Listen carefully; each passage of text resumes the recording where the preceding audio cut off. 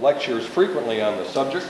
She also has testified at public hearings and has been a guest on radio and television shows.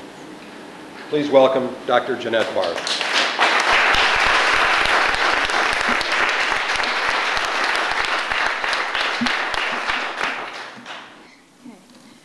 First of all, can everybody hear me? Yeah. Okay. Thank you for inviting me to speak tonight. Thank you all for coming.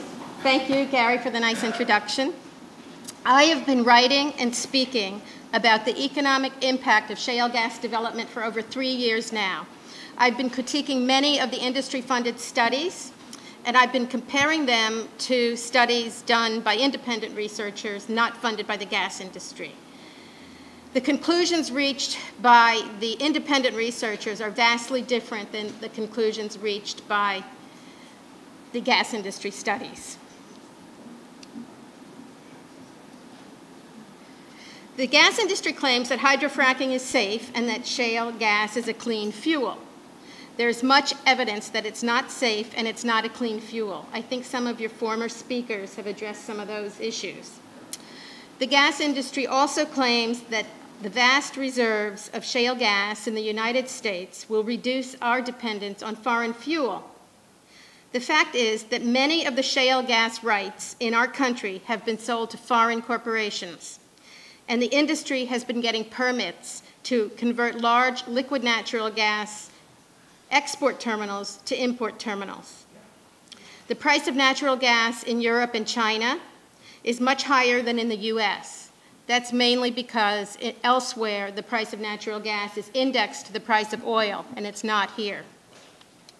So the gas companies have recognized that they can make a much larger profit by converting our natural gas to liquid natural gas and shipping it overseas.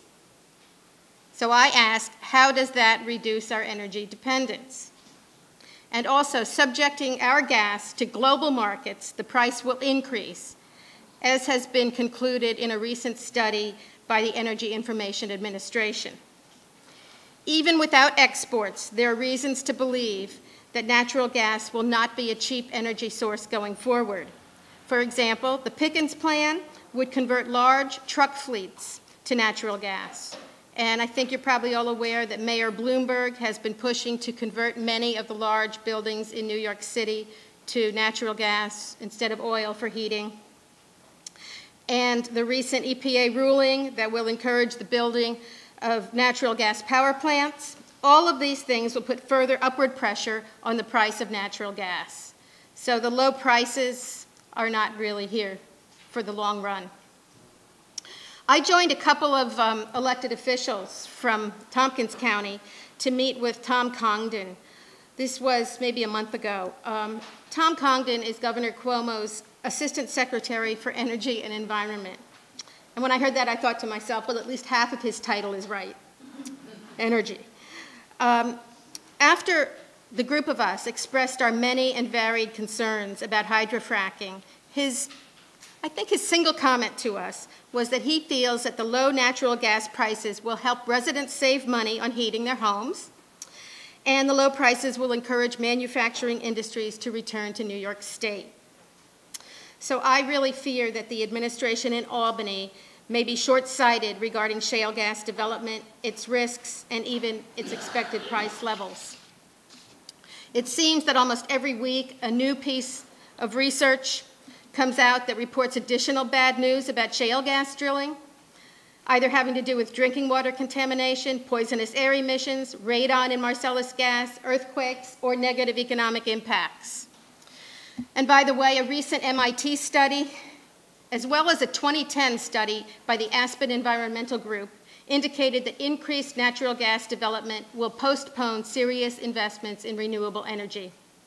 Supporters of shale gas development like to call shale gas a bridge fuel, but others, such as the Aspen Environmental Group, point out that it may actually be a bridge to nowhere. We often hear it stated by industry and in the press that it's worth taking the risk with the negative environmental and health impacts because it will be great for the economy. The economy, and especially jobs, are a major concern right now, so people really want to believe what the industry claims about jobs. Please remember that the oil and gas industry has a lot of money to spend on lobbying, political contributions, advertising, PR, and even economic impact studies. They do this in order to influence the public and our elected officials and policymakers. Independent and academic research and experience with gas drilling shows that regions with gas drilling are economically worse off in the long run. It is well known that extractive industries, including shale gas, create short-term booms followed by long-term busts. Extractive industries are not long-term sustainable industries. Certainly some jobs will be created, but they're not long-term jobs. Many of the workers that take the short-term jobs are transient workers from out of state, and they send most of their income back to their families in their home states to be spent there and help the economies there, not here in New York State. Our decision makers in Albany may be on the verge of making bad choices for the health of the regional economy. Alan Kruger, when he was chief economist and assistant secretary for economic policy at the U.S. Department of Treasury, stated, "The oil and gas industry is about 10 times more capital intensive than the U.S. economy as a whole." And he continued saying that encouraging oil and gas production is not an effective strategy for creating jobs. The reality is that even while renewables are still relatively capital intensive, it is interesting to note that some research out of the University of Massachusetts shows that the number of jobs created for every $1 million spent on producing oil and natural gas is only 3.7 jobs, while between 9.5 and 12.4 jobs are created for every $1 million spent on producing renewables. Let me give you a few examples of studies not funded by the gas industry. One example of a peer-reviewed study found that the highest levels of long-term poverty are in places where there was once a thriving extractive industry. Another peer-reviewed study discusses the resource curse as it affects the United States. Economists have long known about the resource curse as it affects developing nations. Basically, it means that natural resource dependence tends to be associated with lower economic growth. This fact has recently been tested in the United States using disaggregated county-level data by some economists from the University of Wyoming. And their research was published last year in the journal Resource and Energy Economics, peer-reviewed. They conclude there is clear evidence that resource-dependent counties in the United States exhibit more anemic economic growth even after controlling for state-specific effects, socioeconomic differences, and initial income. And Headwaters Economics, a nonprofit firm out west, not funded by the gas industry, concluded that counties that were not focused on fossil fuel extraction as an economic development strategy experienced higher growth rates, more diverse economies, better educated populations, and a smaller gap between high and low income households. Also, more retirement and investment income. And an interesting point, while I'm discussing a study done out west, I had heard Jill Morrison of the Powder River Basin Resource Council in Wyoming speak. She reported that there have been between 10% and 15% increases in the level of crime rates in the counties in Wyoming where there have been gas booms. She also said that they had terrible drug problems, particularly with methamphetamines, coming into the counties with the gas booms. These counties have had to increase the size of their jails. These would be significant costs to our communities. I personally looked at the data for New York State, and I'm not funded by the gas industry, nor am I funded by any environmental organization. But New York State has had conventional vertical gas drilling for a long time. So I looked at the top 10 gas-producing counties in New York State for the period from 2006 to 2008. The gas-intensive counties were not better off than neighboring counties without gas drilling when you look at the number of families below poverty level, median household income, or unemployment rates. All of the industry-funded studies and even our own New York State revised draft SGEIS share similar omissions, exaggerations, and flaws. I was very disappointed when I read the SGEIS, the revised draft SGEIS. It's very similar to the industry-funded studies that I had been critiquing. They ignore significant economic costs, and they exaggerate the economic benefits, including employment, income, and tax revenue. They all ignore the likelihood that some important industries vital to upstate New York will likely decline due to the industrialization of the landscape and the risk of water and air contamination. Such industries include tourism, agriculture, organic farming, wine and beer making, hunting, fishing, river and lake recreation, to name a few. For example, a major food co-op in New York City has stated that they will not buy produce from areas that have hydraulic fracturing, and there will be a high cost if our agricultural lands and nearby water become contaminated with toxic or radioactive substances. The fresh produce and meat from upstate New York that we all like to eat and buy at our farmers markets could become contaminated. The potential negative impacts to agriculture of water and land contamination risk are being totally ignored in Albany. Potential negative impacts on the tourism industry have been dismissed. The Catskill Mountains and the Finger Lakes are two of New York State's most important tourist regions, and they are on the shale. These regions and others should be carefully evaluated for potential negative impacts. Increasing second home ownership and retirement homes are very important to these areas as well, and the impact on that trend should also be studied. None of these things have been included in our SGEIS. Not only are there various ways to attempt to evaluate the negative impacts due to potential declines in other industries, there are also existing studies that can be referenced, and these were not referenced in the SGEIS. For example, one study calculated that the net present value of natural goods and services from ecosystems in the New York State portion of the Delaware River Basin is $113.6 billion. That's $113.6 billion in just the New York State portion of the Delaware River Basin. Such estimates should be done for all industries that could be negatively impacted in the entire New York State portion of the Marcellus Shale. And the probability and the extent of declines should also be evaluated. Costs to communities have been ignored. Costs associated with the increased demand for community social services, police and fire departments, first responders, and local hospitals should be estimated. Truck traffic and increased numbers of serious accidents and wear and tear on roads is ignored in all of the studies. There are around 1,000 large truck trips for each frac job, and this much traffic does a lot of damage and also creates further pollution. A confidential New York State Department of Transportation memo was leaked, and it estimated that between $120 million and $220 million of local road costs would occur, and another $90 million to $156 million of state road costs. This actually sounds like a low estimate range when you consider that in Arkansas, it looks like the state taxpayers are getting stuck paying around $400 million worth of damage to state highways after the gas industry damaged the roads. And very recently, it was reported that the State Department of Transportation foots most of the bill for road damage there, not the gas companies. And of course, if the DOT is funding it, the taxpayers of Texas are paying for it.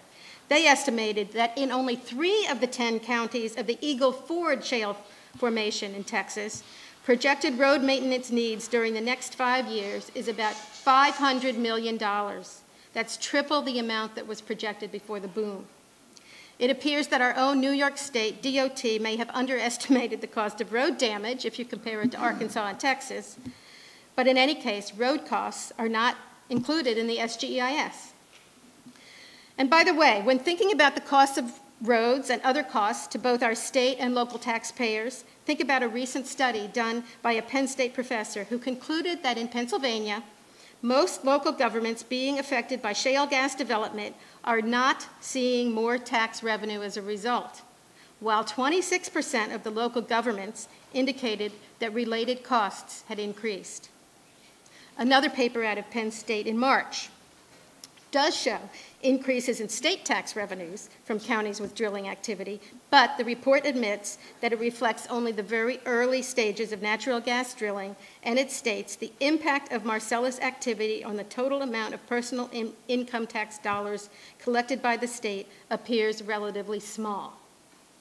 It also states that the survival rate of locally owned businesses in Marcellus counties was slightly poorer than of locally owned businesses outside Marcellus region. This may be evidence of either negative impacts on other industries or simply crowding out. The jury is still out on whether our local governments in New York, or our state for that matter, have sufficient funds to cover the significant costs that have not even been estimated.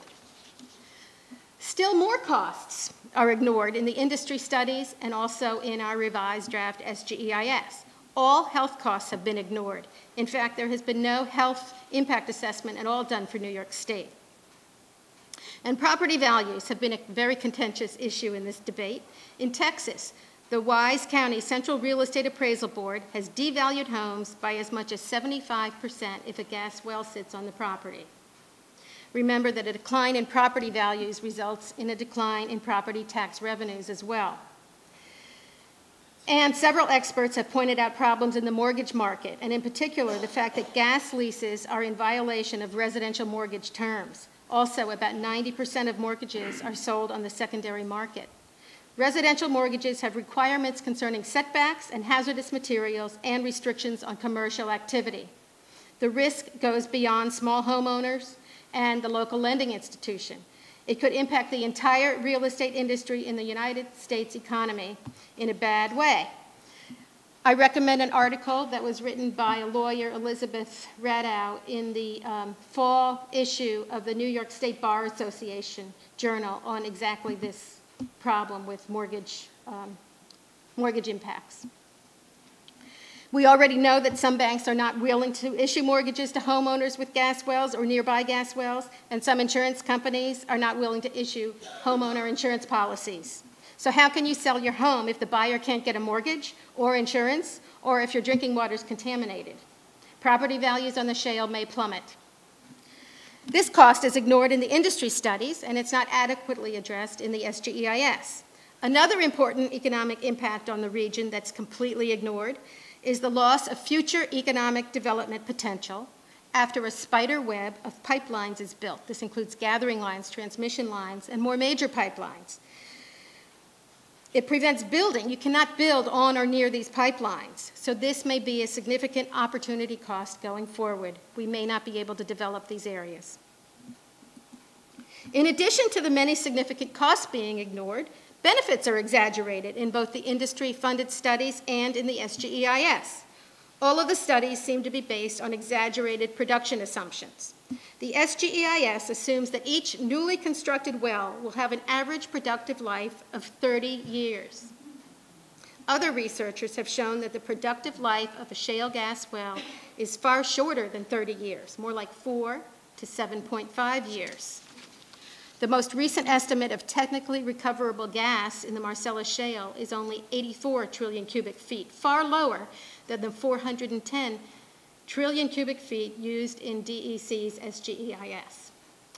And by the way, you've probably heard, several financial analysts have described in detail how and why reserves may be vastly overstated by the gas companies. For my own analysis, the important point is that if exaggerated reserve and production assumptions go into an economic model, then exaggerated projections of employment, income, and tax revenue come out. Another exaggerated assumption appears to be the number of jobs created per well. Remember that when you see jobs created per well, workers move from well to well. These are usually not full-time workers on each well. Also note that there are multiple phases of well construction and production. The DEC's SGEIS assumes 11.3 full-time equivalent workers per well during construction and 0.17 full-time equivalent workers to operate a well. I've seen other estimates. For example, there's at least one researcher who has estimated only one full-time equivalent job created per well during the drilling and development phase, and anywhere between 0.1 and 0.4 full-time equivalent jobs during the second phase, which is the operation and maintenance of the well. Far less job creation than is indicated in our SGEIS. Also, there are technical problems with the methodology that's typically used. Economists often use input-output analysis, and I've used it a number of times. It's absolutely great in many cases. It must be used very carefully, and in some cases it's just not appropriate, and this is one of those cases. It should definitely not be used as a standalone technique in this situation. I've explained in detail why input-output analysis is not appropriate in this situation in various papers that I've written and in some of my testimony, but I've been told when I try to explain those reasons in a public talk, it's what they call EGO material, eyes glaze over. So I think that term was coined by James Brady, President Reagan's press secretary. But if you're interested, at the end, I'll give you a place where you can find a lot of the papers I've written, and you can read about input-output analysis and why it's not good in this situation. But while the gas companies in their corporate boardrooms are clearly considering all the costs and benefit to them in deciding when, where, and how much drilling to do, they are not taking account of the many costs to New Yorkers in the form of environmental and health costs, costs to communities, infrastructure costs, and the negative impacts on other industries. We must insist that our leaders in Albany take the same pains as are taken in the corporate boardrooms to consider with eyes wide open all of the costs to New Yorkers. Let's take a look at some of the employment estimates made by industry-funded researchers and compare them to publicly available and unbiased data. An early estimate of job creation by industry was that 88,000 Marcellus-related jobs were created in Pennsylvania in 2010.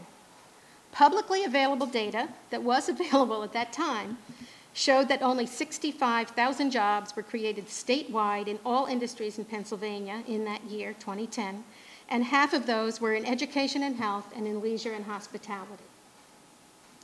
Later, the industry claimed that 48,000 jobs were created in 1 year.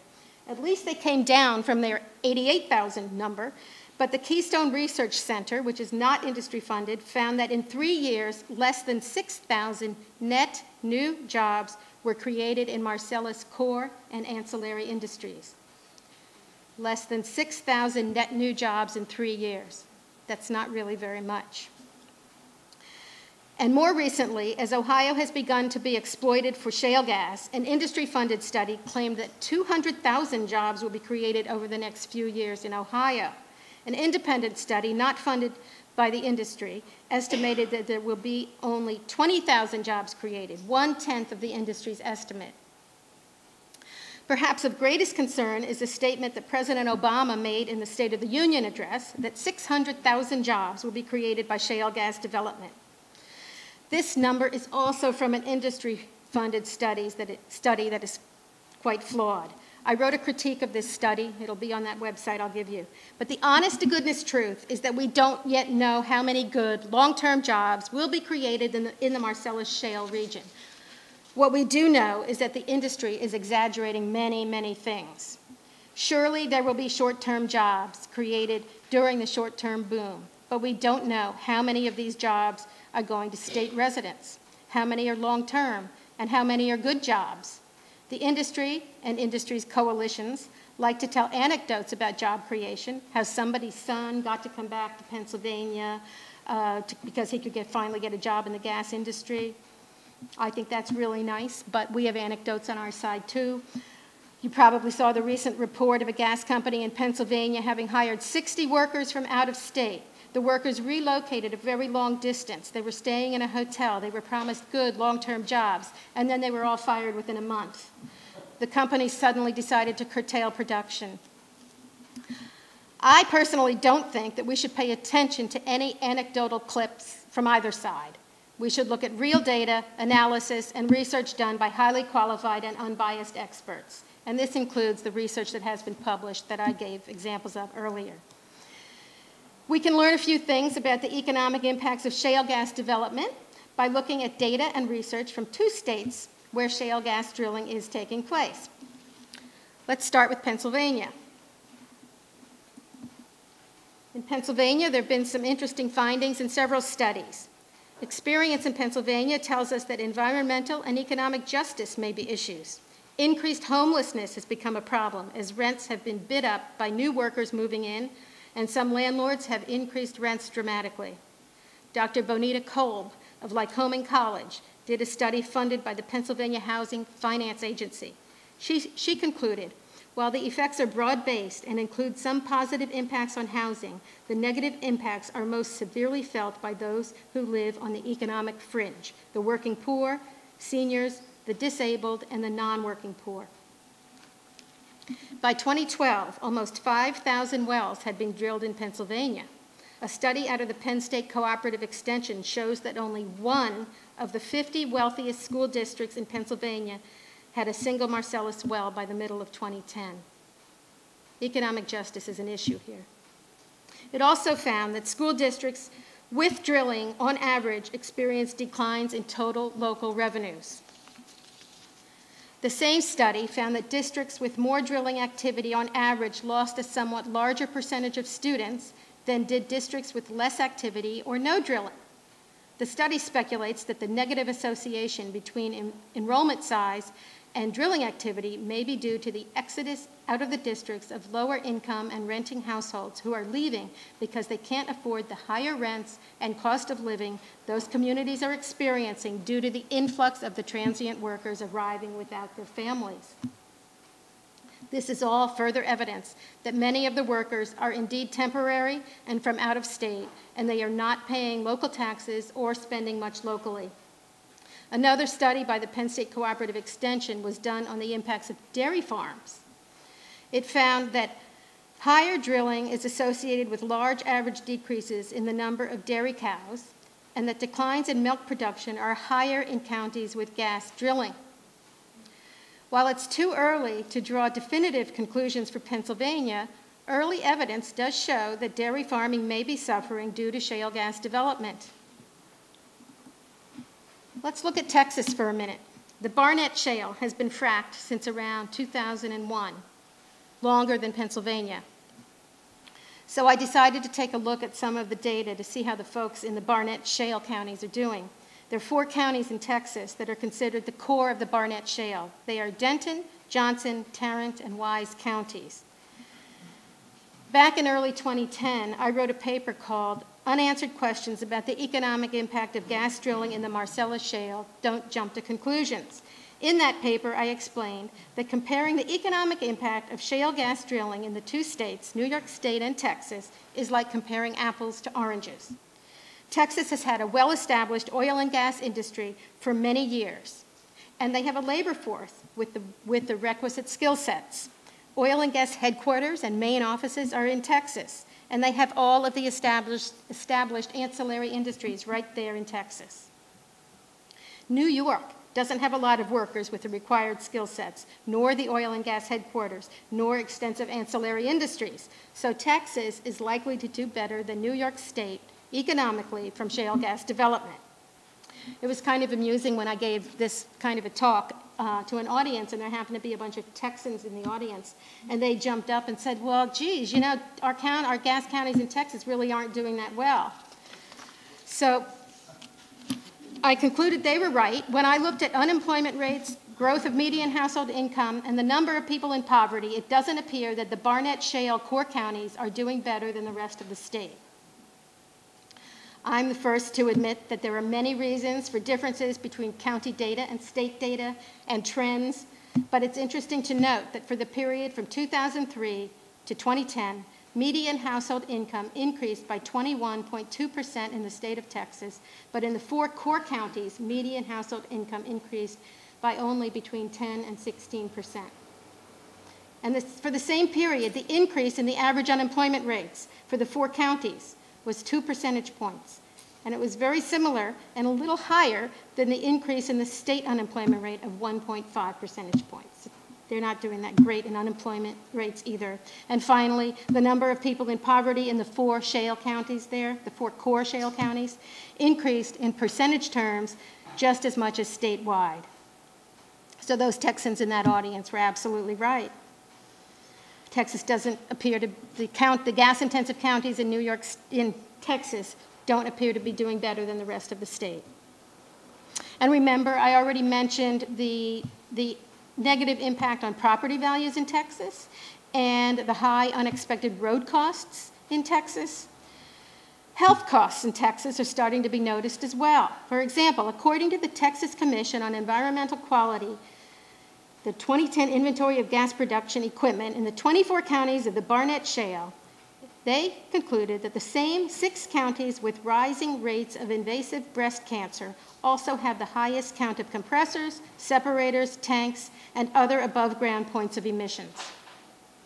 And according to Baylor University in 2009, childhood asthma rates in the Tarrant County area of the Barnett Shale, one of the core counties, were more than double the national average, prompting further study of the impact on asthma. There are a number of studies and reports that indicate a possible connection between shale gas development and health degradation. We need a health impact assessment, and that assessment must include cost estimates. So you can see there are many costs that were unexpected in Texas. And Texas has a severance tax of 7.5%. New York State has no severance tax. I do wonder how we'll pay for this. Let me talk a minute about tax revenue in New York State.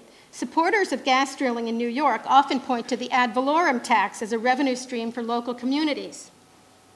A study by the Public Policy Institute indicates that the ad valorem tax will result in generous tax revenues to localities. There are many uncertainties regarding the ad valorem tax as it applies to shale gas development. When one considers the potential costs that may be incurred by local communities, it's far from clear that the ad valorem tax will be sufficient to pay the increased community costs, the increased public health costs, and mitigation of environmental impacts. It's clear that the ad valorem tax will not cover costs to communities early in the drilling process, as the tax starts to be collected several years after the start of production. There will be substantial costs to communities prior to the collection of the ad valorem tax, and small upstate communities don't have the excess cash to cover such costs.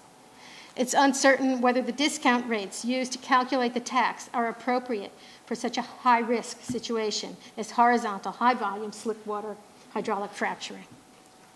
We know that in 2009, local governments in New York State received on average approximately $600 in tax revenue from each producing oil and gas well, $600 per well. The cost to communities that will result from this fracking are likely to far exceed $600 per well. And by the way, the production figures used to calculate the ad valorem tax are reported by the gas companies. They're on an honor system to report the production figures for the calculation of the tax. I personally find that to be ludicrous. A mechanism must be put into place to be sure that we have independent, unbiased reporting on production. And most states have a severance tax on gas production, and some states have both an ad valorem tax and a severance tax.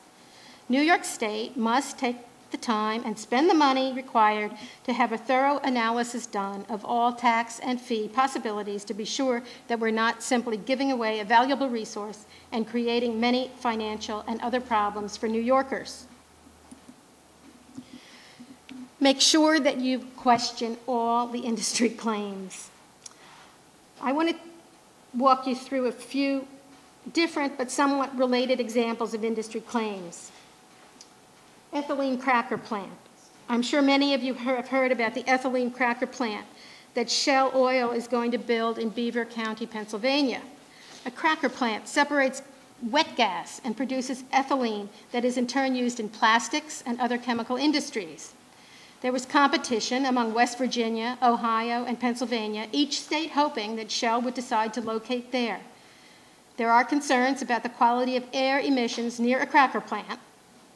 But beyond the air emissions issue, it's interesting to consider the economics. That's my interest. Each state offered tax incentives to entice Shell. In fact, I saw a report that Pennsylvania created a Keystone Opportunity Zone whereby the plant will pay virtually no taxes to the state for 15 years. So I've seen reports that this plant would create 10,000 construction jobs. And you all know that construction jobs are just during the construction phase. They go away. And then they said the plant would create another 10,000 permanent jobs going forward.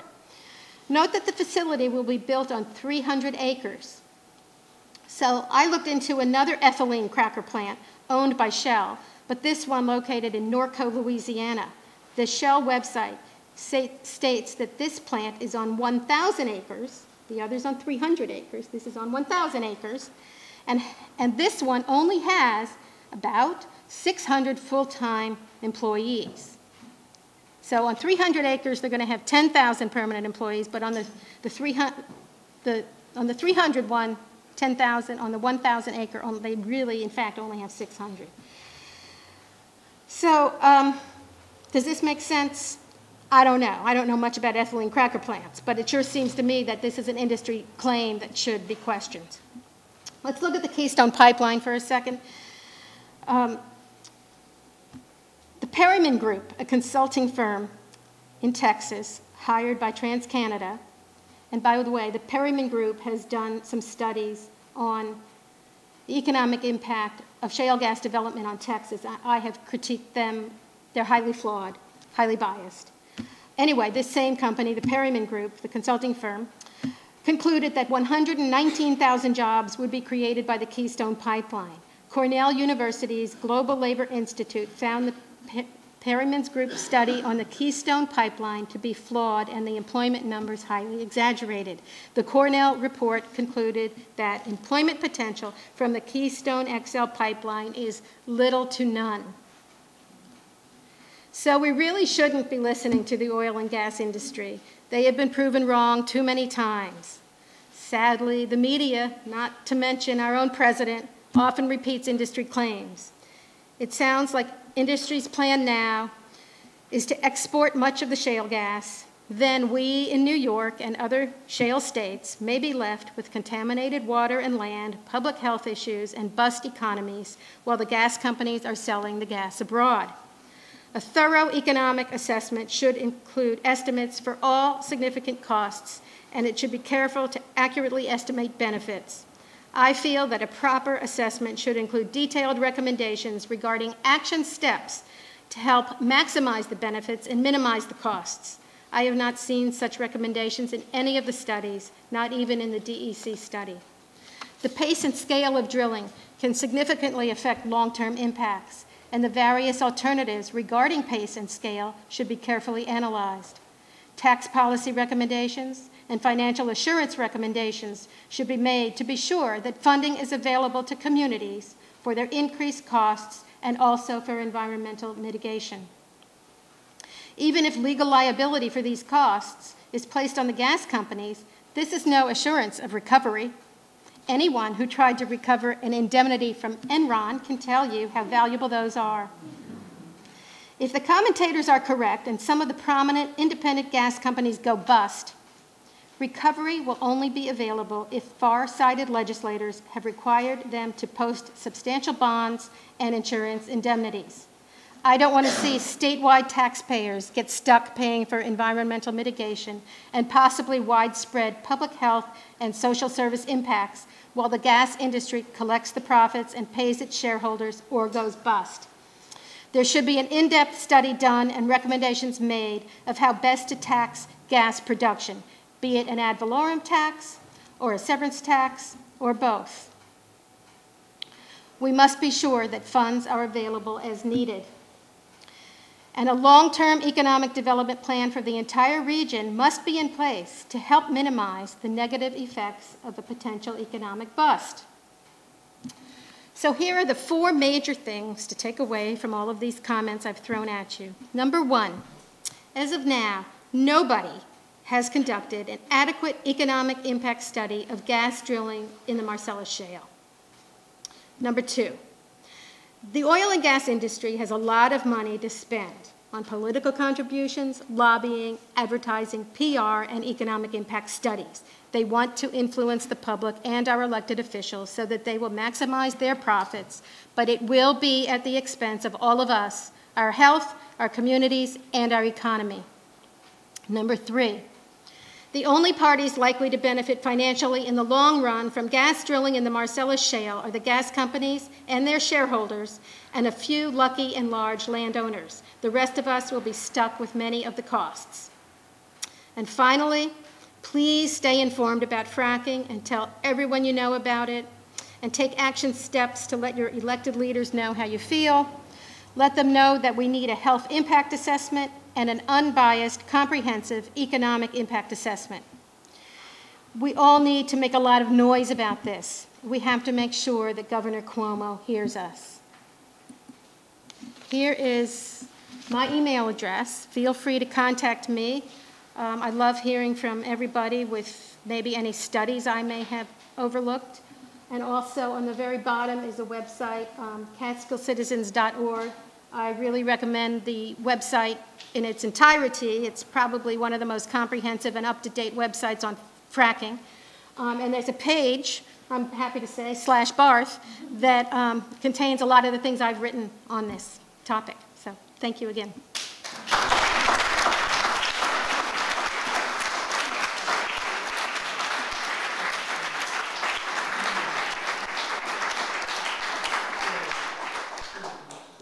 Time for questions and answers, so if anybody's got some questions of Dr. Barth, please raise your hand, and I'm certain she can answer them for you.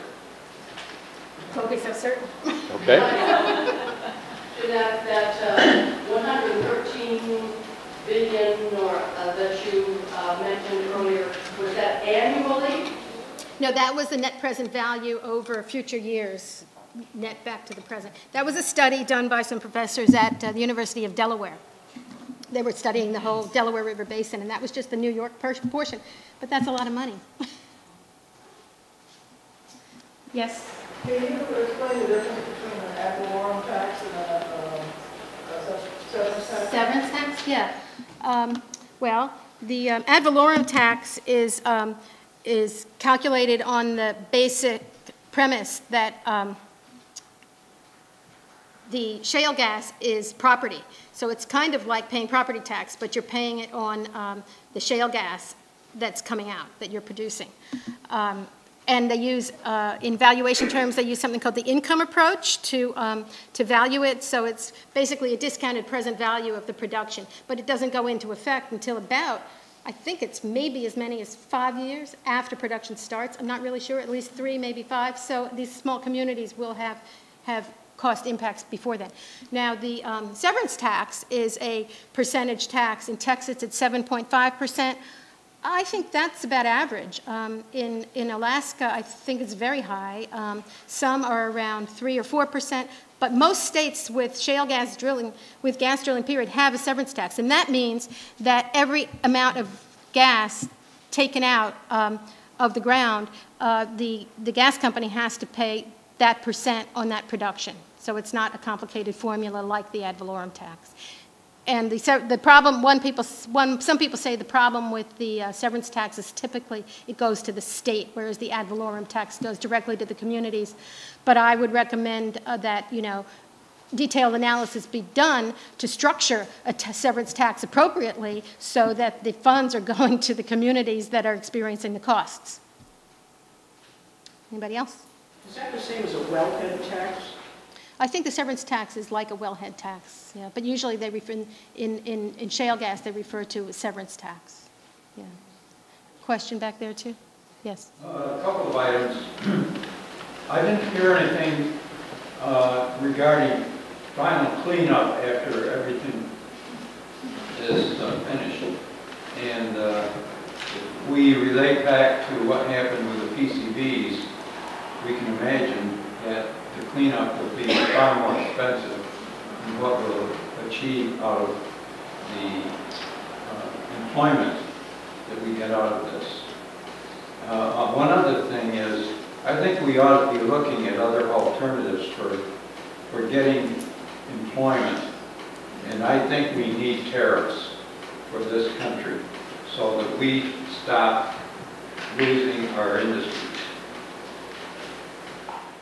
I think those are very good points. And when I talked about the costs of environmental mitigation, that's what I was talking about, environmental cleanup after the fact. So that part of it I was referring to. But there have been no estimates of this, so that really is a major concern. You're absolutely right. And yes, we should be looking at other alternatives for employment because this isn't going to do it for us.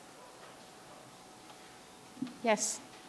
So you basically have presented us with the unbiased statistics, and we know that the politicians in Albany and President Obama have been highly influenced by the biased statistics. Do you have any sense that a counter-penetration has had any positive effect, that the real information is getting through to any of the legislators in Albany or to anybody in the national scene, any of your work or others? I don't want to be discouraging, but I spent a lot of time writing, sending letters, lobbying, testifying, as do many people in various, sort of areas of expertise in this whole subject. We have found in the polls for like the general public, education is key because once people know about this, they tend to be increasingly opposed to it. People don't know about it. They've heard the ads on TV and radio by the gas industry, so they're believing that, so they think it's a good idea and great for the country. I think we do have some good state senators, like Senator Avella, and we have a number of assembly members who are definitely trying to fight for the right side in this. But I personally have not seen any encouragement from Cuomo at all. Anybody else? I think I heard recently that Robert Kennedy changed his tune in regard to fracking. Robert Kennedy did write a few pieces that now he's become critical. He used to be pro-fracking, and now he's become very critical of the industry because Robert Kennedy has definitely recognized that the industry have been telling lies. So he has written a few pieces, one in Huffington Post and another more recently. Oh, and then there was the editorial in the New York Times that he wrote with Paul Gallet, I believe, the president of Riverkeeper, which raised some concerns. So, yeah, I don't know how influential he can be. Yes? I heard you mention Arkansas and Texas, but I think you've looked at Pennsylvania too and extrapolate that ultimately in the long run it's going to be a net negative like what you've expressed tonight. And have you done a case study on Pennsylvania? I believe you've studied Pennsylvania extensively, have you not, Dr. Barth? I have not done a case study personally of Pennsylvania. I've pretty much critiqued all the studies that have been done. I will agree with there have been a few unbiased studies that have come out, and I tried on specific topics, and I tried to summarize them. And most of them always say there's really not enough data yet to do a comprehensive study. So that's really why I have not done it yet, because you cannot reach a definitive conclusion yet. It's only been a few years in Pennsylvania, and we're talking they're in the midst of their short-term boom. So I think, it really would behoove New York State, and I hope the governor will eventually recognize this, to wait a number of years, because natural gas, we have a glut of natural gas right now. There's no need to hurry into this if there is any risk at all. And we have a perfect pilot project going on just across the state border. Let's watch that pilot project. We shouldn't have a pilot project in this state that some people have suggested. We have one. We have on a large scale over there. Let's watch that for a while longer. And then also one thing we have to realize, and I wish the governor would recognize this, is that New York State has a tremendous amount of pristine, beautiful water. And eventually water could be more valuable than shale gas. So let's wait. I wish I was the decision maker. Yes. How do you explain the lack of attention that the governor and the president seem to be paying to this information? Have they just not bought off, or? I don't know the accurate answer to that, but it certainly seems suspicious to me when I understand that Governor Cuomo would like to be in the White House. And in 2016, he can run, and I think the gas industry could help him get there. So there's a lot of money there for not only the things I listed, but also for presidential elections. I don't really know for sure, and I'm not a political analyst. Maybe somebody else is. You probably get that right. Not bad for that political analyst. Yes. Is it possible that you could get some like school buses to go down to Bradford, Pennsylvania, and talk to people there and go to the drilling sites and kind of just get a group of people from around here? I know there have been groups that have taken buses and gone, car trips, multiple cars down there and visited. I visited myself. And I know I have a home in Delaware County, and a bunch of our supervisors, most of whom are very pro-drilling, went there, and they came back saying, oh, this isn't so bad. So don't know if that's going to help or not. Did you want to say something, Heidi? I was just down in Bradford County and Tioga County just to take a look at things, and I spoke to the chief of police in Towanda, and he pretty much said what I expected. There's a lot of increased crime. We saw huge truck traffic. Now, I'm not a hypochondriac, but after 20 minutes down there, the back of my throat was bothering me. And my husband said his eyes were burning. And we're not imaginative kinds of people who just think that this happened. It was really true. I will say that for me, I'm on the board with Jannette and Catskill Citizens, and I will say that what's particularly problematic in my view is that we're not going to know what kind of damage is being done for about 20 years. Because the kinds of diseases that this can cause, like cancer, like reproductive abnormalities, are not going to show up for a long time. And the fracking fluid that stays underground can migrate. I mean, it will migrate. Things don't stay put. But we're not going to know that for a long time. So to make people see the seriousness of this now without that long-term view is very tough. That reminds me, did you all see that recent paper that was done by the hydrologist on, he used hydrologic models to show that over a few years, the water will be contaminated. What? No, he's an independent consultant, I think, a hydrologist, yeah. I don't remember his name. Why can't you just ban it in New York State? I'm with you. 2, 3, 4, 5 years. I'm with you. Ban it. Yes. I think that when you think about the information that goes into planning on a normal basis, Right. and then think about the information and statistics going into it being so flawed and so false, it's really frightening to think about all of the multiple decisions that are going to be made based on this and the ramifications in the future, especially when you think about agriculture and think about things like the wine business and all of that. Decisions being made on really lies now. Right. And we're going to end up with, it could be vast swaths of New York State that are basically uninhabitable. It's like a distortion or a turning upside down of the idea of planning if your planning is based on lies.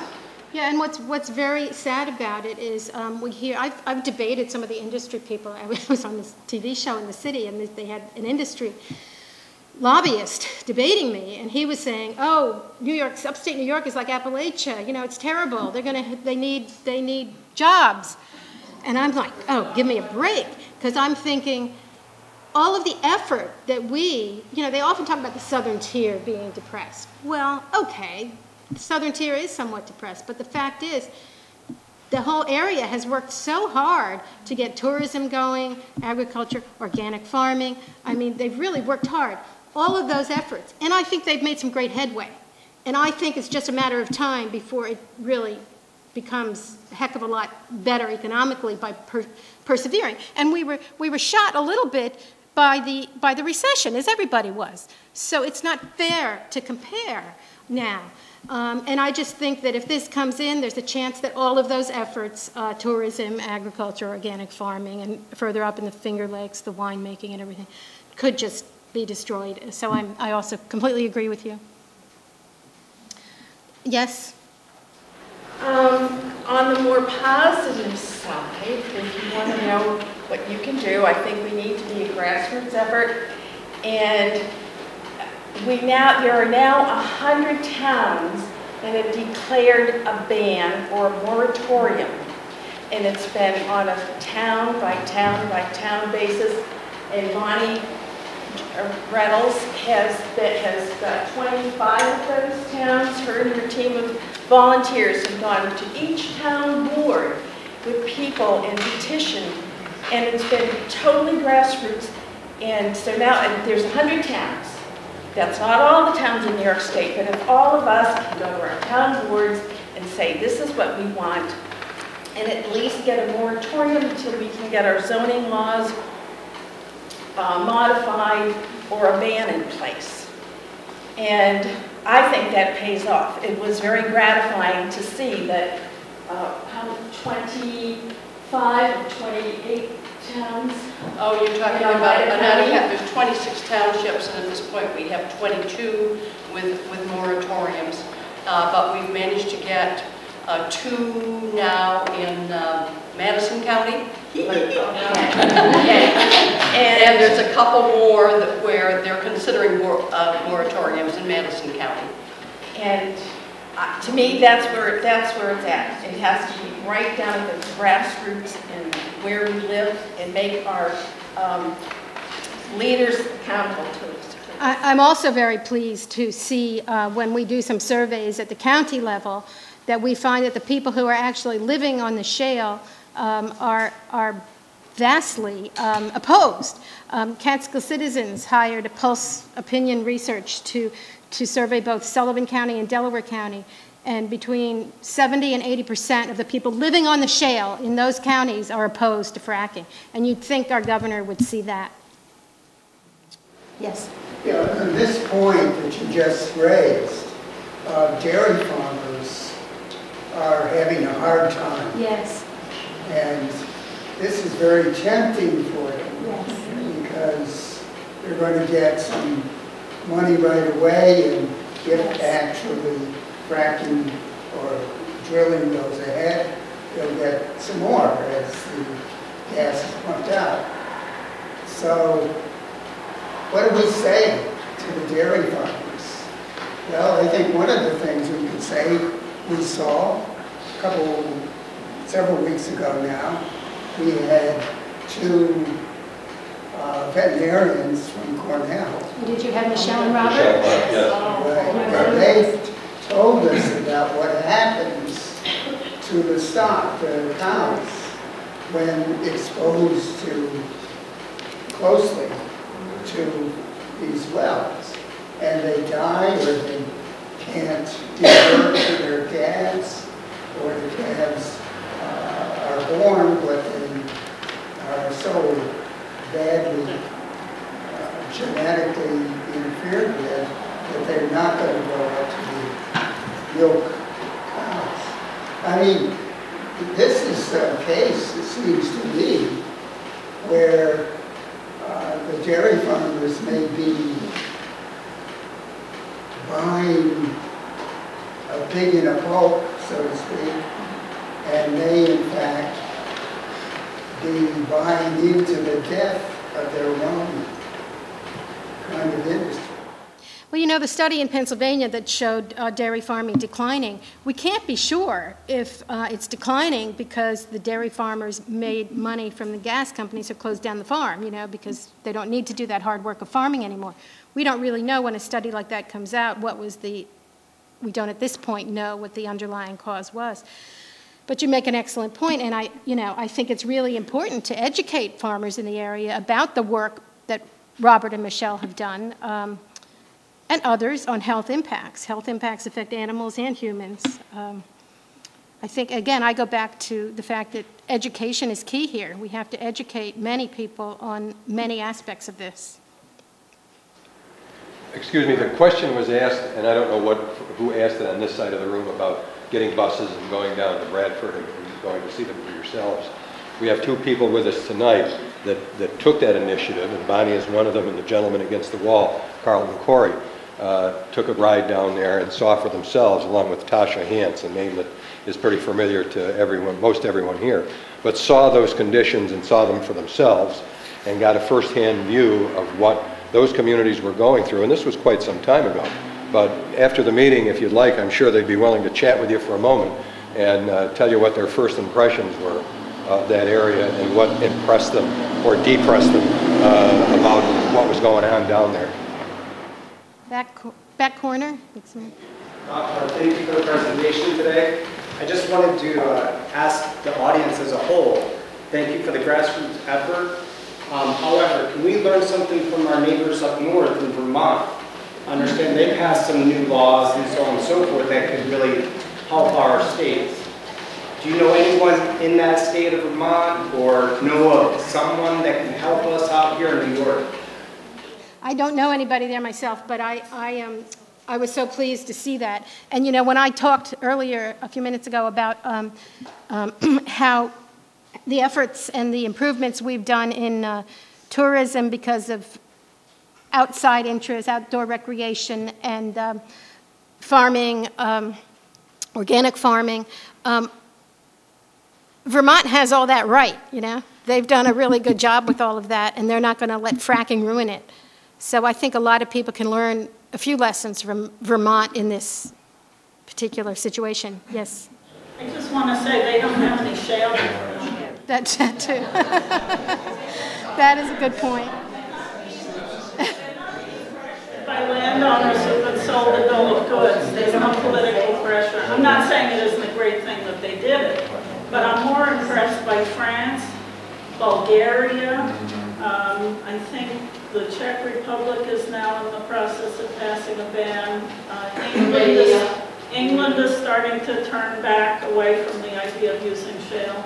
I think there's a lot happening, but it's worldwide. And this country is a little retarded. Sorry. Okay, I said it. Bonnie.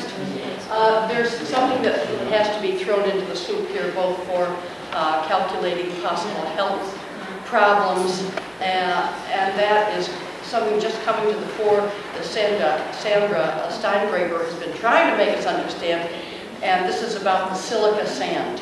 The silica sand dust, which is an absolute killer of the lungs. And we haven't, in everything that we've been thinking about up until now, we haven't thought about the silica sand dust. And that's something we have to start throwing into all of our calculations and our realizations. Yes, it can cause cancer and also silicosis. And Heidi and I have a mutual friend who's a potter, and she said, you know, maybe somebody here is too, but potters are extremely careful about all of that sand dust in their studios, and there are all particular ways to treat it. And you don't see that going on at those fracking sites. In the back? Yeah, I'd just like to say that we're talking about all of the things that we are concerned about, and our group here has always tried to do something that we can be proactive. And Sandy Schofield has taken on the responsibility of coordinating letters to the editor, op-ed writings, if you are so inclined. The idea being that if we can keep a steady flow of letters to the editor about all of the various issues involved in the fracking. It doesn't have, like today we can do, you could maybe have something that you picked up from Dr. Barth here about the economics. You could have a letter to the editor about that. You don't need to pass it by anybody, but just write it. Contact Sandy and tell her that you've written this letter so that she can keep a kind of a, just to keep something that we know that things are happening, so that we can keep this in front of the public. And then also, you can also pass it on. You could send a copy to your congressman or your senator. And don't forget the governor. The governor needs to hear a lot more than he's hearing. He's not hearing enough, because I think it stops, a lot of it stops before him. So that's what this group is trying to do, so if you can kind of keep that in mind. And I'll send out her email again and her phone number so that you can just write the letter, let her know you've done it, and then we can keep a real steady flow going. Do we have any numbers on what they're offering people for these wells? Because obviously it's like a bribe. And I don't know. Does anybody know? Is it like $100,000? Is it a sliding scale? Well, you know, there are a couple of things. It's the lease payment is one thing, and then it's the royalty payment is another thing. And I think, you know, you really have to be careful. The people have been advised before they sign anything, they have to be very careful, because the royalty payment is after costs, so you kind of are sharing in the costs and everything. And I know that the gas industry likes to keep things quiet, so they ask people to sign non-disclosure agreements for many reasons, whether they've had litigation because of contamination, or even, you know, in the case of a deal made in a lease contract. So it's hard to get that information. Yes. Yes, I have a suggestion on what we can do is to be proactive in this.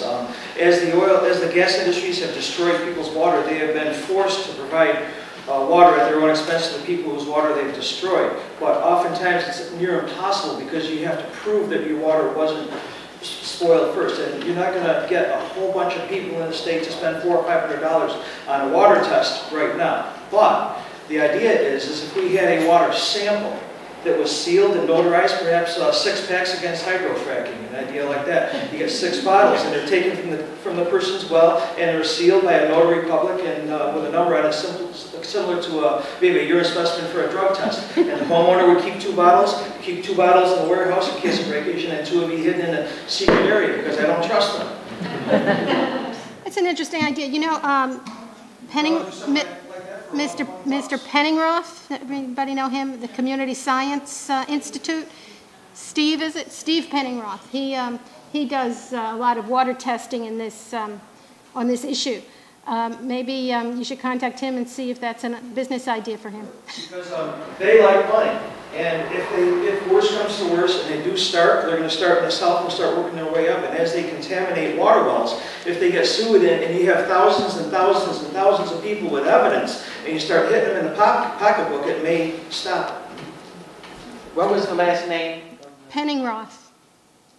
Penningroth. Steve Penningroth. Yes. I'm new to this forum, but I've always been in your court.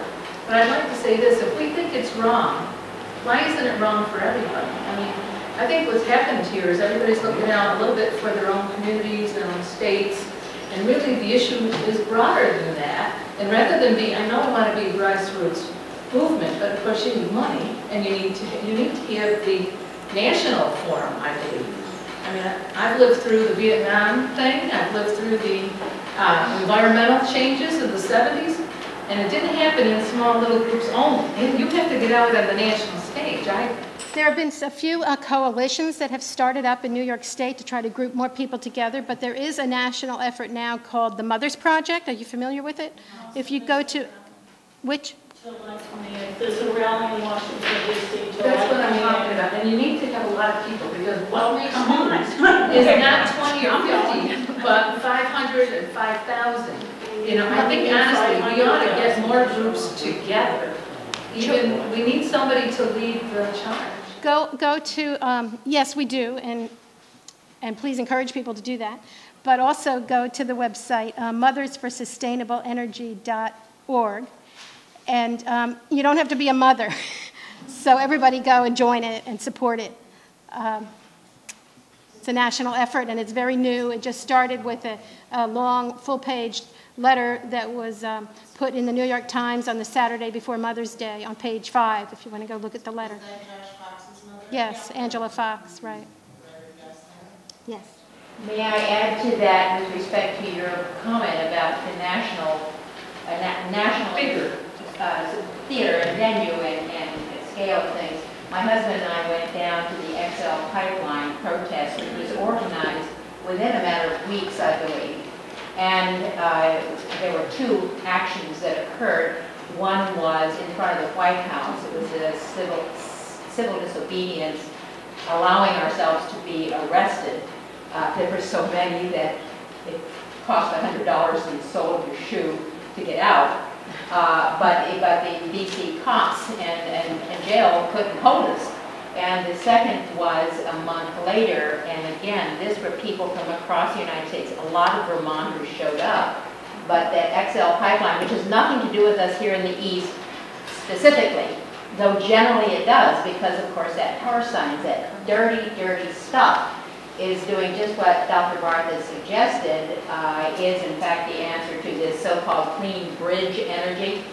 The more we use that stuff, the longer it's going to take us to get to the recyclables, the natural, the renewables, thank you, the renewables that we're looking for. So your point's well made, and we've got the living example with the XL pipeline and 350.org that organized that. And if mothers could change for Sustainable energy. Are they looking towards doing this very kind of thing?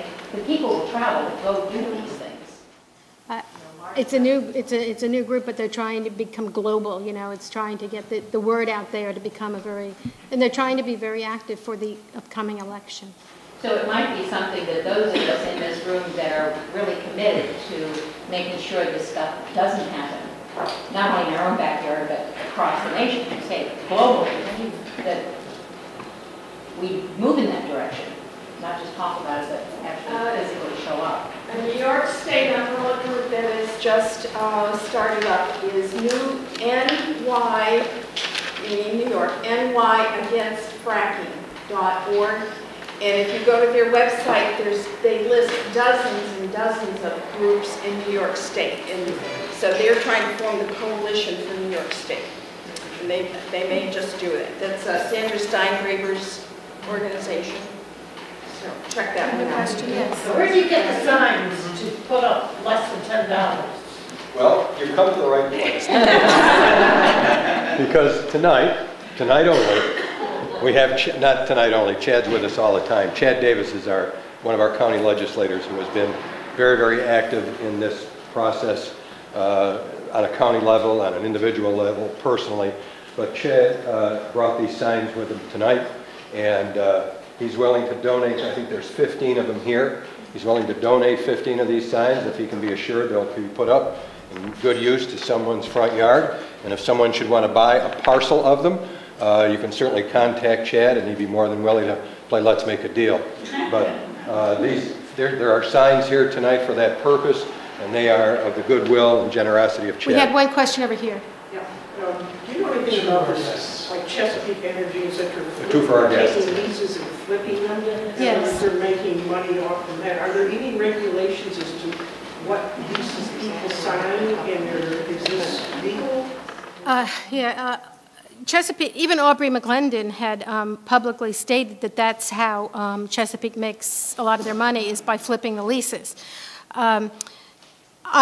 Again, I'm not a lawyer, so I don't know if it's legal, but it seems that my understanding is it is, and I don't think they're the only company doing it. I don't understand what that is. What it is? Well, basically, they send their landmen out, and they get a lease with a large landowner, and then they sell it to a bigger company for a lot of money. Like mortgages, they'll bundle them, make them an attractive package, and sell them somewhere else at a profit, and so on down the line. And they can continue to do that. Entrepreneurial. Gone well. Yes. You mentioned Tasha Hance before. I think you did. I mentioned You Tasha, did? yes. Okay, she was mentioned. I have this reminds me of this little story which I told other people, but it ties in with what you're doing here. And this was in Utica City Hall. They had people could come in and make comments to the city hall people there. And I don't know exactly how long ago this was, a year and a half maybe. Bonnie Reynolds was there. A number of people got up and spoke. Bonnie was one of them. She's very eloquent, talked about contamination of the water, all the environmental, hazards. Several people talked, and they were allowed to speak at length, 10, 15 minutes. And then Tasha got up and started doing what you're doing, which is saying that she had paperwork, reference material saying it's not really going to create very many jobs, and she was shut up in 5 seconds. And, they just basically said, you're not on topic, you have to talk about hydrofracking, stop. But she was talking about economic impact of hydrofracking? She was talking about that it was really not going to create very many jobs. She only got, I think she only got to talk for 30 seconds, and then she was told, you're not on topic, you got to go sit down. So that, that was, to me, that's the, if you go back into the 80s and 90s, the economy was good, and industry tried to come into the state and said, well, we're going to contaminate your water, but you're going to get jobs. People would just say, just take a long walk off a short pier. They're taking advantage of, they need a bad economic situation for this industry to exist. Right, that's right. And if you can get people, I think if you can get people to realize that there really isn't going to be very many jobs, it'll be easy to get them to say, hey, no, we don't want it. We don't want hydrofracking. The industry is very good at getting the word out there, what the word they want to get out there. It's hard to counter it, but you're right, that's what we need to do. Yes. Oh, I'm sorry, I didn't see you. My name's Audrey Moran. I know Chad well. From the town of Verona. Our town board handed to us to make up guidelines for hydrofracking. And so I am on the planning board, so working on that, but also I'm chair of the Democratic Party out there. That doesn't mean that we agree with everything that's going on with Democratic. Let's face that right now. But anyhow, at our meeting, our Democratic meeting here recently, this was one of the items that we did discuss, and amongst ourselves, there's 12 of us. And we came up with a plan, and I asked one of our men, who was quite knowledgeable, and Bonnie has spoken to us in Verona. I was very much just the town board, along with some other people that have come along and spoken also. And I've gone to classes and read a lot about it. And I'm still like this. So anyhow, I have one paper I will give to you and let you read through it and see what you think. I asked for strengths and weaknesses, pros and cons, what communities can do. Do they have a fund, make up a fund tax, and then a trust tax in case of money, because we're talking money about how we're going to do something with the money for this, whether we'll get it or not. But we also have a unique problem over there. I don't know if most of you know we have a casino in Verona. Maybe a lot of you go to there. I do not. And of course we still have a lot of lawsuits, and hopefully one will be coming up before the Supreme Court on a land in trust, because if they win, they have a lot of land out there that are already purchased, and as you know, it's vertical, horizontal, and as they go through, they can be under our land, tapping my artesian well for all I know, and so it's unique in the dollar is the thing. Ray likes money. He just went into Hoffman's. So I'm buying Oscar Myers from here on in. But anyhow, and this is so tempting, I think, for him, that scares the rest of us. Because he can come in and go right under my property, and I would get nothing, and he would get it. So I don't know what the solution's going to be. Well, I think isn't Helen speaking next time? Helen Slotche? Helen Slotche is speaking here. She's speaking about compulsory integration, and I think she'd be a good person to talk to about that. Helen Slotche, that's S. She's speaking here next time.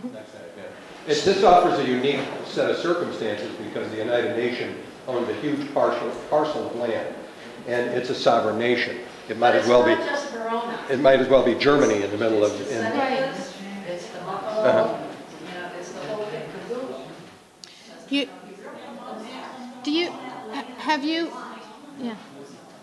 Have you heard of, or no, maybe Joe Heath? Joe Heath is because he might be able to give you some. Well, he's a lawyer for the unions. Oh, did you know that? He might have a lot of seconds together about this whole thing. He won't put these on. Oh, okay. Forget Jody. He's against fracking, that's what I know. I put my name in it, that was on the bottom. Okay. Like, That's good. You have email? Email? no, I don't. Okay. So we got letters, let me know.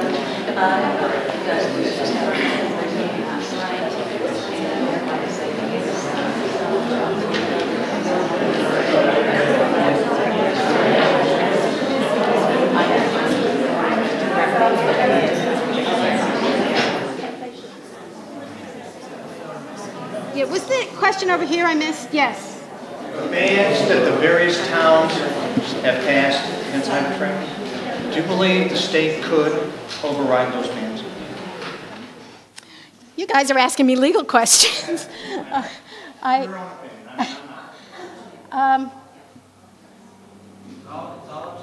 don't know. It really is up to the courts. That's it.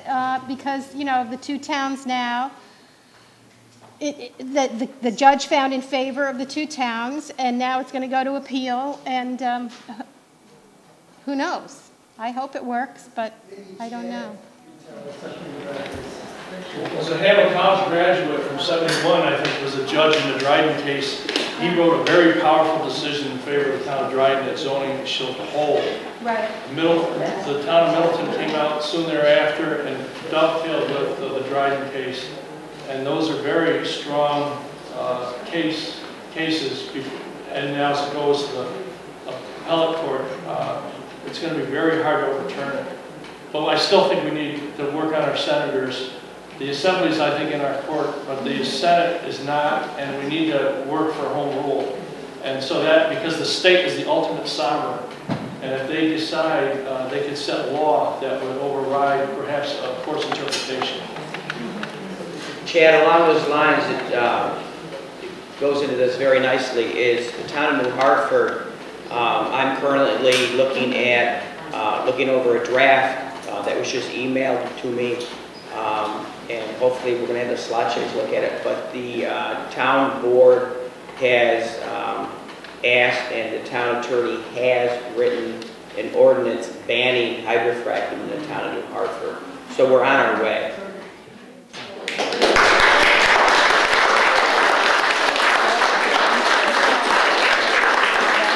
If I can say along those lines, the town of Kirkland has come a long way in that respect, and Bob Nealon has a committee, of which I'm one of a few on that committee, but the committee includes others like George Joseph, who doesn't have my view. So I think it's important maybe to write the committee or write Mr. Nealon and voice, a very strong voice, that we need to do what New Hartford has done. But we've gone a long way because Davis Lache, as Gary can tell you, in fact, Gary is the head of the committee, so we have a good committee in so many respects. And Dr., I call him Dr. Davis Lache, he's done a wonderful job in taking our town. He's taken our existing, the town has our land use, program land use document that was written in '93. He has taken that plus our current zoning regulations, and where he saw fit to interject changes to enhance those regulations. It's about 20 pages of additional documentation to add to that. He was here just last week or so ago to present that to the town board. Issues came up where the town was unprepared. Certain members of the town board were unprepared to address it. So we're going to I'll be calling a meeting of our committee to address those changes, present those to the planning board. These are changes in existing zoning laws to tighten them up so that this industry isn't able to do business in the town of Kirkland. It's not a ban. We didn't go into this looking for a ban, and in all honesty, I don't know what we would need to do from this point to change direction to make that happen as a ban. It's been somewhat of an uphill battle to get to where we've been right now. I would rather see this go off with the controlled situation for the township, as opposed to prolonging this into something that a ban may never happen. This is, I don't want to say it's for sure that it will happen, but it looks very promising that all of the board members, the town attorney himself has not seen fit to be against anything that's written as an enhancement to our zoning regulations. So I think this will pass, but it will take a bit of convincing to some of the members on the board. The people that Chad talks about, in all honesty, they don't have a dog in this fight. Those people are, that individual is outside of the township. His word, his advice and his concern will certainly be weighed in the committee, but he isn't a member of this township, and the other members, with the exception of one, are members of this township. And I think overall they will see the benefit of tightening the regulations. I can't speak to going forward to a ban. I don't know what that would entail, how much time, how much redirection it would take, but and like some folks have said here, they wish that there was a bigger charge with this. I always use this analogy. You have to crawl before you walk. You have to walk before you run. And we're in the process of picking up a pretty good pace in our walk. So I would like to continue down that road in the hopes that these regulations hold fast. And the state sees, at the end of the day, they've never seen fit to overrule home rule in New York State. Zoning has taken effect in this state forever and ever, and that's how we govern. That's how Kirkland governs. That's how everyone lives. That's how they govern. And this would be a monumental change. Of course, money talks, but this would be a monumental change in how New York State does business on a governmental scale, should they decide to overrule the issues of home rule. So that's all. I can't speak any more to that, but I can say this as to what Sandy was saying. There's a list of about 15 or so legislators, DEC people. Our good Governor Andy Cuomo is right at the top of the list. His address, his email address, our Richard Hanna, a number of folks in our area. There's a blanket email address for any of the senators, any of our state assembly people. It's on the back table as you leave. Please feel free to take one. There's about 40 copies of it back there. If you run out, let me know, and I'll make sure that you can get a copy. But that's what we have. We kind of talked about earlier about getting involved and getting this message out and back to our elected officials. Gary, just very quickly. Sure. When you're working, for one thing, there's a lot I've heard about the political system working on this issue, but there's very strong support, as I mentioned, for banning fracking in New Hartford. But the thing that alarms me, it's not a done deal yet, and I really expected it to be a done deal by now. What I would do is, everyone in this room, if you could take the time to sit down at your computer for 10 minutes, go on the New Hartford website, all our elected officials' emails are there, and just thank them for what they're doing, so that maybe they move a little bit faster. Did you want to say something? Understood. There is one person that we must focus on, and that is Dean Skelos. Yes. He is the Senate Majority Leader. He refuses. The Assembly has already passed I guess it's a ban. It's a ban. And Skelos refuses to allow it to even come to the floor in the Senate. We've got to get past this Skelos character. It's ridiculous that one man should, he's even more powerful. Well, Senator. time is not on our side, so we're going to have to break this evening off.